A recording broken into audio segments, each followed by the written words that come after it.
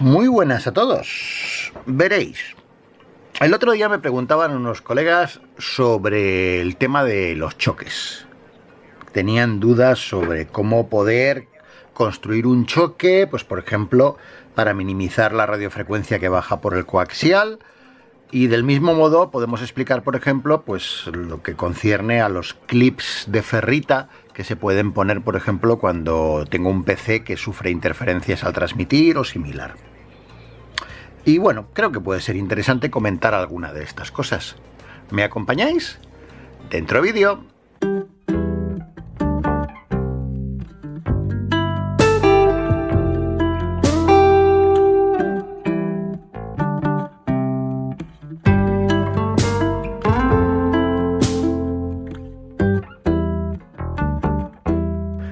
Lo cierto es que cuando te ves delante del mundo de los toroides, suena todo un poco a chino.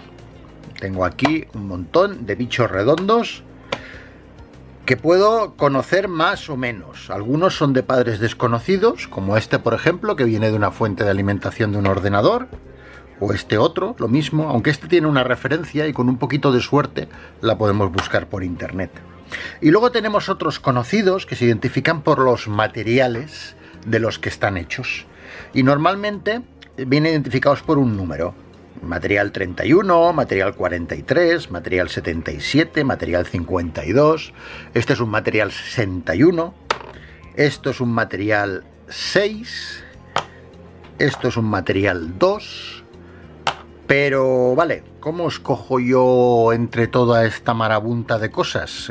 ¿Qué necesito para poder solucionar los problemas de radiofrecuencia, para poder evitar que me baje radiofrecuencia por la malla del coaxial hasta el cuarto de radio, o evitar que se me desconecte el ratón del ordenador, o cualquiera de estas cosas? Bueno, si esto lo podemos hacer de dos maneras. Una eminentemente experimental y la otra pues basándonos un poco más en datos, y va a depender un poco de si tengo que comprar el material o si ya tengo material y me tengo que apañar con lo que tengo, ¿vale? Supongamos que tengo que comprar material. Bueno, en ese caso yo me buscaría las características de ese material, y las características nos van a decir muchas cosas. Permitidme que os explique un poquito esta gráfica. Esto es una gráfica para un material determinado, en este caso el material 43, de la permeabilidad versus la frecuencia, es decir, la permeabilidad y la frecuencia. Y aquí hay dos curvas que yo he pintado con color amarillo una y con color así rosa otra, para distinguirlas, para que se vean claramente. Vamos por partes. Primero, la permeabilidad. Así de forma sencilla, porque aquí no se trata de dar una clase de ingeniería, y ni yo soy ingeniero para darla tampoco, pero es el número que nos identifica cuántas vueltas de hilo tengo que dar en este material para obtener un valor de inductancia determinado, ¿vale? Imaginemos, por ejemplo, así en números rápidos, tontos y por supuesto falsos, imaginemos que yo le doy a esto 4 vueltas de cable alrededor. Bueno, pues esas 4 vueltas para este tipo de material tendrán un valor determinado. Si yo cojo otro material distinto, resulta que para obtener el mismo valor de inductancia no necesitaré el mismo número de vueltas, necesitaré un número de vueltas distintas. Por lo tanto, contra mayor sea el número de la permeabilidad que me sale aquí, menos vueltas de cable necesitaré dar. Contra más bajo sea, más vueltas. Contra más alto sea, menos vueltas de cable. Eso es el primer dato práctico con el que nos podemos quedar. El segundo dato que nos interesa es la frecuencia, la respuesta a frecuencias que está en la parte de abajo. Este tipo de gráfico es logarítmico, es decir, la distancia entre una línea y la siguiente no es lineal. De tal manera que yo aquí tengo 1 megahercio, aquí tengo 2, 3, 4, 5, 6, 7, 8, 9 y 10 megahercios.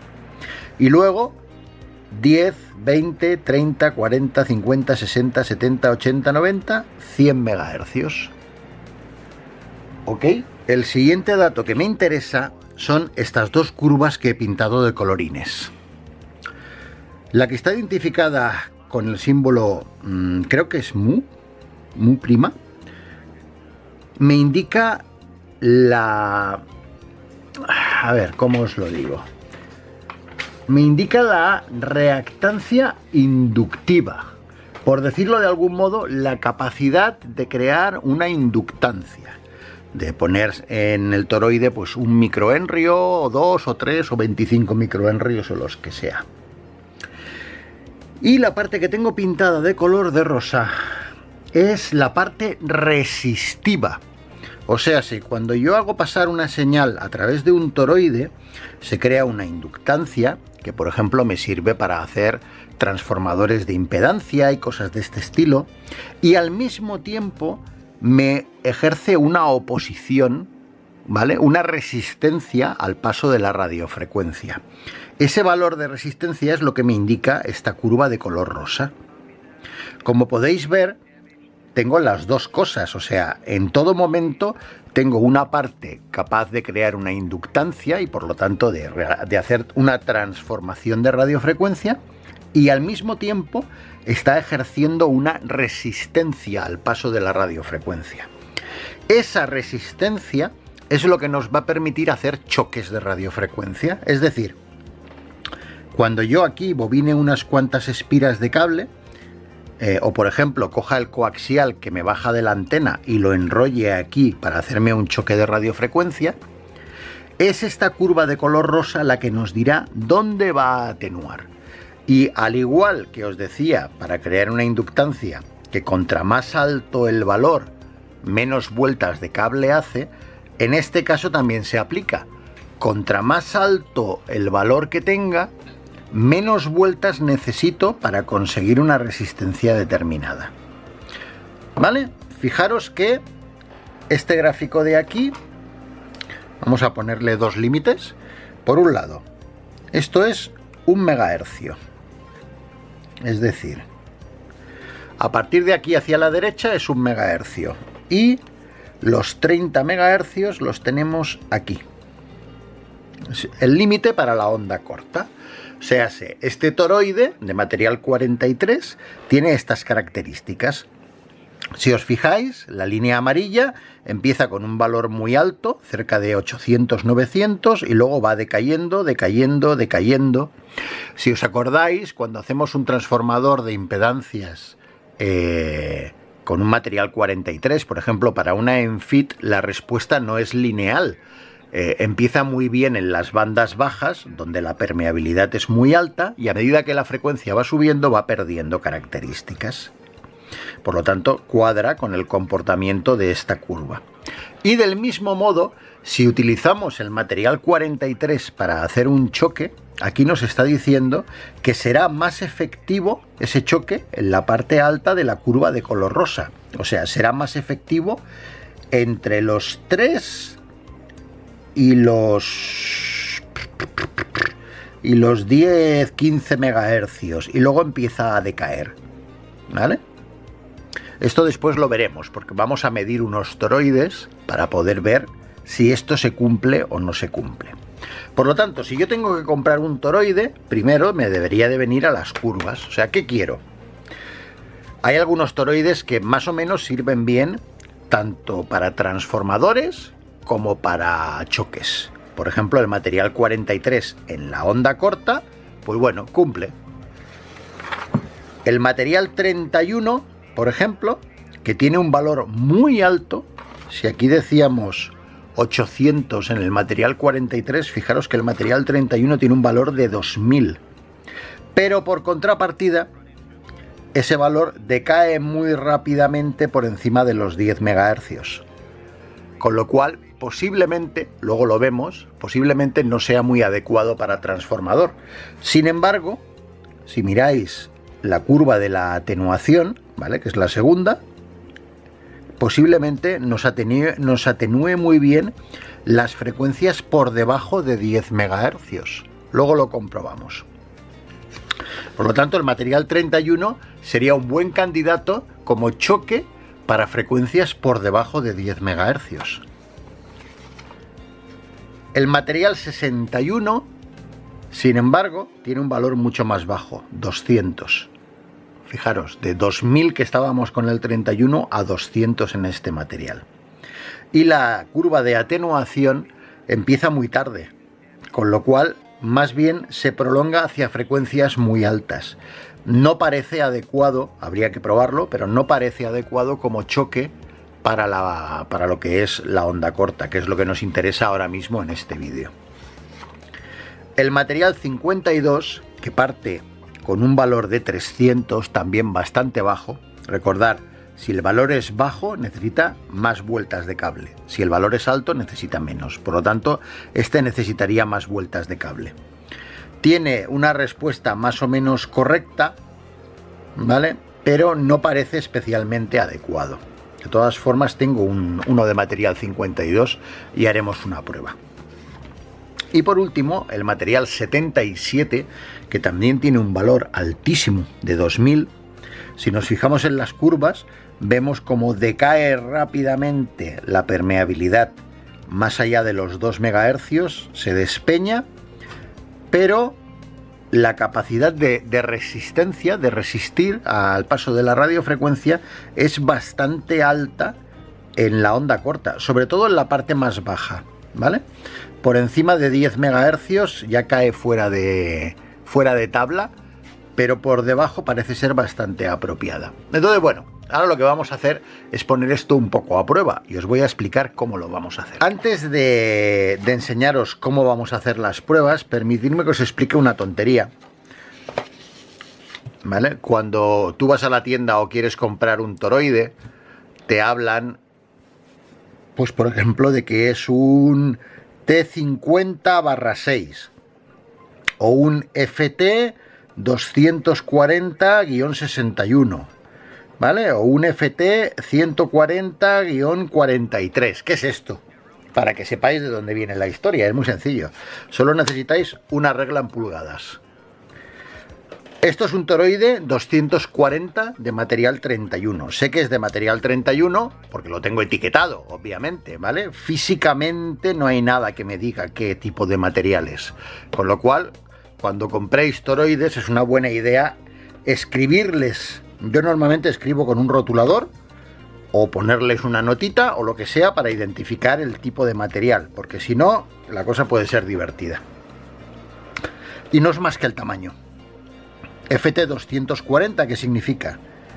Que mide 2,4 pulgadas, ¿vale? 2,4 pulgadas de ancho. El FT 50, no, el FT 50 no me coincide. Este no sé por qué se rige. Pero por ejemplo, esto es un FT 140, pues mide 1,4 pulgadas. ¿Vale? Es el diámetro. Por lo tanto, es FT me dice que es ferrita, 240 que mide 2,4 pulgadas y 61 o 43 o lo que sea el material del que está compuesto. ¿Vale? Para que sepáis interpretar ese dato. Dicho esto, vamos a usar nuestro flamante Nano VNA para tomar medidas. Y lo vamos a hacer con un aparatito, una tontería, ¿vale? Que he montado yo aquí. ¿Qué es esto? ¿Qué es esto? Bueno, en su momento, en otro vídeo anterior, yo ya os lo estuve explicando. Esto es otra versión de lo mismo que he montado. Son dos conectores SMA en una placa de PCB, una placa de circuito impreso, en la cual he hecho dos taladros. De tal manera que el vivo del conector SMA sale al otro lado y ahí está soldado a estas pinzas. Luego lo que he hecho ha sido poner un poco, en mi caso, de cola caliente, o podría servir un pegamento tipo epoxi o similar para darle una rigidez mecánica y que no se partan. Esto está hecho con el propósito de que las dos masas de los dos conectores estén unidas creando un plano de tierra común. Y esto es así porque para poder tomar las medidas el Nano VNA necesita esto. Yo, si os habéis dado cuenta, desde que tuve que cambiar uno de los conectores del Nano VNA, ahora siempre les pongo un latiguillo. ¿Por qué? Porque estos conectores no están pensados para soportar una fuerza física, y el hecho de estar poniendo y quitando accesorios y a veces estirando de ellos y demás, me terminó por dañar uno que tuve que cambiarlo. Entonces, desde entonces yo le pongo esto. Esto que yo he hecho, al poner aquí una placa metálica, es poner un plano de tierra. Ese plano de tierra, por defecto, está aquí, está en el Nano VNA. Cuando yo lo calibro y le pongo las puntas aquí, yo lo calibro para que él, de las mediciones que haga, reste este tiempo de propagación de la señal a través del cable coaxial. Por eso es importante calibrarlo en la punta de los latiguillos en este caso. Yo aquí, ¿qué he hecho? Pues este plano de tierra, este origen de la medición que yo tenía aquí, lo he movido a aquí. Esto lo he hecho con el calibrado, con la calibración. Y al tener físicamente el plano de tierra aquí, me permite tener dos puntos donde yo puedo sacar y entrar una señal para medir las atenuaciones. Este tipo de montaje me permite coger, por ejemplo, un clip de ferrita como este que tengo aquí. El típico clip que pongo en el cable de un ordenador, que pongo en el cable de un ratón que se me desconecta cada vez que transmito. Pues le doy unas vueltas de cable y lo que hago es poner una punta a una pinza y otra punta a la otra pinza. Y a continuación puedo medir el resultado de esa atenuación, que es lo que voy a hacer ahora para que lo podáis ver. Bueno, he puesto en las pinzas un clip de ferrita con 10 vueltas de cable a su alrededor. Lo saco de cuadro porque lo que voy a hacer ahora es centrarlo en la pantalla para que veáis cómo lo preparamos, el Nano VNA. Bueno, lo que vamos a hacer es lo siguiente. Display, vamos a medir el logMAC para medir la atenuación que sale por un puerto y entra por el otro. Y en concreto vamos a leerlo en channel, en el channel S21. Vamos a hacerlo desde 1 MHz a 30 MHz. ¿Ok? Bueno, de hecho ya tengo la curva, porque claro, como ya lo tenía conectado, ya me ha dado directamente una curva. Vamos a ponerle aquí en pantalla, en display, scale, los valores, ¿vale? Para que podamos tener aquí la escala de los distintos valores. Lo que vamos a hacer ahora es poner una serie de marcadores y los vamos a conservar todo el rato de tal manera que podamos comparar unas medidas con las otras. Entonces venimos a markers, vamos a decirle el marcador 1, lo vamos a poner a 1,8 MHz más o menos, ¿vale? 1,8 megas, menos 27 decibelios, no está nada mal. El marcador 2 lo vamos a poner en la banda 80 metros, en 3,7 más o menos. El marcador 3 lo vamos a poner en la banda de 7 MHz. El marcador 4 lo vamos a poner en 14.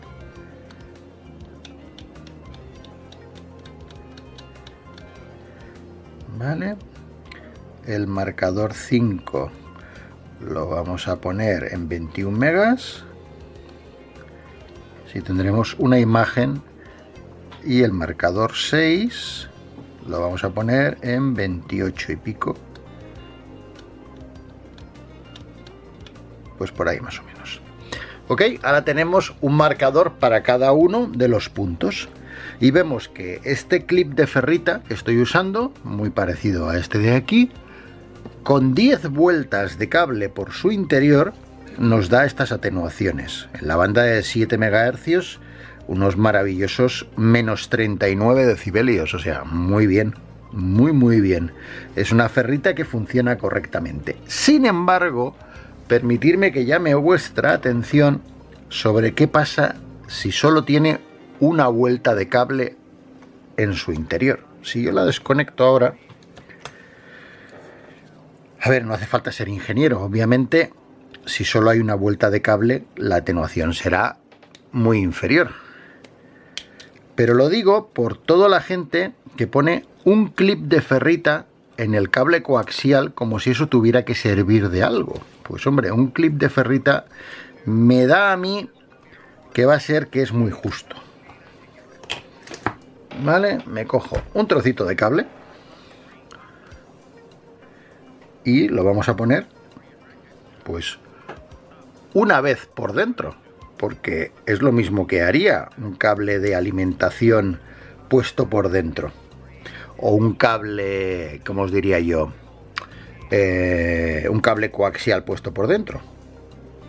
Yo ahora me vengo aquí, esto lo paso por la pinza, un segundo, que lo estoy conectando, y vamos a ver que no me hace contacto.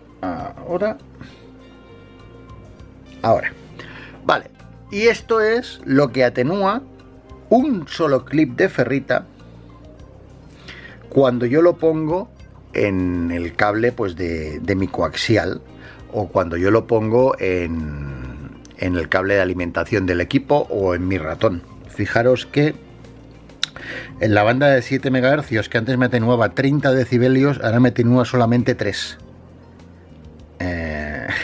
En el punto de máxima atenuación, que es en los 28 MHz, me atenúa 6 decibelios. Es muy poco. Por lo tanto, cuando vayamos a utilizar clips de ferrita para ponerlos en el cable coaxial o en un cable de alimentación, tener en cuenta que la atenuación que proporciona... Uy, que me lo cargo. La atenuación que proporciona un único clip es extremadamente pequeña. Por lo tanto, un clip solo no nos va a hacer nada. Vamos a tener que poner del orden de los 8 o 10 clips para poder notar los efectos de lo que nos está haciendo. Y si tenemos puesto solamente uno y con eso ya nos ha solucionado los problemas, pues evidentemente es que nuestro problema era pequeño, porque la atenuación que nos permite hacer es muy reducida. Espera, que todavía le voy a dar un cacharrazo a la pantalla. Vale, visto esto, hemos visto un toroide, perdón, un clip de ferrita de padre desconocido que nos da una atenuación bastante correcta. Esto de que se mueve es porque me falla el cable, ¿vale? No lo tengo bien cogido con la pinza y entonces las mediciones se mueven. Ahora ya se ha vuelto a quedar. Voy a hacer es que me voy a guardar esta medición, ¿vale? Vamos a hacerle una captura de pantalla y le vamos a decir un turn, una vuelta en clip, para tener así referenciado las lecturas que vamos haciendo. Bueno, vamos a probar unos toroides y vamos a ver cuánto atenúa un toroide. Si recordáis, un balón típico, un balón uno a uno de estos que se suelen recomendar, tiene pues alrededor de unas 10 vueltas de cable, una cosa así. Pues bueno, vamos a coger, porque en realidad da lo mismo a todos los efectos que yo esta medición la haga con un cable coaxial o con un simple hilo de cobre, siempre y cuando lo trence del mismo modo para obtener las mismas mediciones. Entonces yo lo que voy a hacer ahora es que voy a coger aquí un trocito de cinta aislante, vamos a coger el cable, lo pasamos por el interior y lo voy a sujetar aquí para que no se me mueva, y a partir de aquí pues bueno, vamos a bobinar 10 espiras. La primera ya está pasada, una, pues 2, 3, 4, las hago bastante espaciadas, igual que sería con un cable coaxial. 5, 6, 7, 8, 9 y 10. Y a ver, un segundito que me cojo otro trocito de cinta aislante para sujetarla aquí, que no se mueva. Vale, y tengo pues bueno 10 vueltas de cable alrededor. Este lo cortamos por aquí cerquita para no tener tanto cable dando vueltas, y vamos a ponerlo en la pinza de medida y vamos a ver qué nos marca. Es un toroide de material 43, algo muy estándar que se utiliza normalmente para construir los choques y los transformadores de impedancia para enfeeds y antenas similares. Vale, ya lo tenemos conectado y obtenemos esta curva. Segundo, que se me mueve el cable, que como es un cable tan finito, a veces cuesta dejarlo bien pillado. Bueno, nos da unas atenuaciones, bueno, pues bastante interesantes. Desde un mínimo de menos 20 decibelios hasta un máximo en la banda de 10 MHz de 34 decibelios. No está mal. A medida que vamos avanzando de frecuencia va aumentando su curva.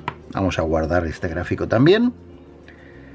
Vamos a salvarlo. Es 10 turns, 10 vueltas en material 43. Ok, así ya lo tenemos aquí listo. Vale, y ahora vamos a ir probando distintos materiales y os voy a ir enseñando los resultados. Hemos probado un material 43, vamos a probar un material 52 y después probaremos los materiales 31 y 77, que parecen también bastante adecuados para choques. Bueno, ahora estamos con un material 52 que también nos da una respuesta bastante interesante, sobre todo en la parte más alta de la banda, donde la atenuación es más alta. Os enseño también el gráfico en pantalla de la curva que hemos obtenido. Y ahora vamos a probar un material 77. Bueno, ahora vamos con el material 77. Ahora ya se ha estabilizado la curva. Vale, el material 77 vemos que nos da menos. Claramente en la parte de 1 MHz era lo que veíamos antes en las curvas del material, ¿vale? En el material 77 veíamos que tenía un valor muy alto de permeabilidad, pero para frecuencias inferiores a 1 MHz. Y aquí se cumple. Por debajo de 1 MHz vemos como la atenuación baja radicalmente, y sin embargo la que nos da es bastante pobre en todo el rango de la onda corta, con lo cual pues realmente no es el toroide más interesante. Sería más interesante si estuviéramos experimentando, ¿vale? 10 turns, material 77, si estuviéramos experimentando por ejemplo con las bandas de onda corta, perdón, de onda media, ¿vale? Onda media o onda larga podría ser un toroide muy adecuado, pero para onda corta no es adecuado. Bueno, ahora vamos por el material 31, lo mismo que en las veces anteriores, lo pinzamos en las pinzas de prueba, ¿vale? Y obtenemos pues unos valores también bastante interesantes. Material 31, por lo que vemos, nos mantiene durante prácticamente toda la onda corta con atenuaciones superiores a los 30 decibelios, lo cual la verdad lo veo bastante interesante. Y vamos a guardarnos también esta curva.